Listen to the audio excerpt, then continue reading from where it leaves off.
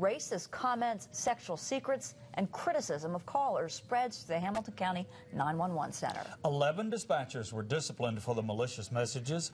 Tonight, NewsChannel 9's Karen Zatkulak looks into whether your response time was delayed because of those distracting conversations. Karen? Well, Kim and Calvin, the 911 director, says what's more troubling than the words themselves are the attitudes behind them and the image the call center must now deal with. But he maintains the notes never affected service. They're the people you call when someone's life is on the line, the 911 dispatchers you expect to help, to save. Which is why Director John Stuermer admits it's disturbing to hear that some of the people answering those calls were acting so unprofessionally. It's the nature of the conversations and the inappropriateness of it that was the main focus. It was conduct that we do not condone.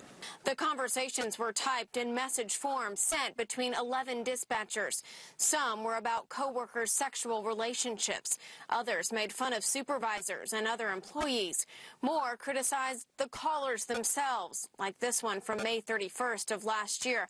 I wish these expletive people would just go ahead and beat the tar out of each other and quit calling, wanting to make harassing reports. Waste of time.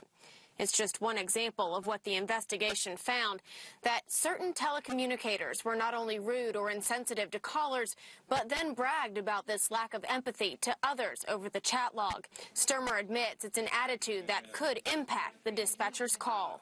It could. It really could. And that's a concern that the people that have the attitude of that they... It's concerning to me.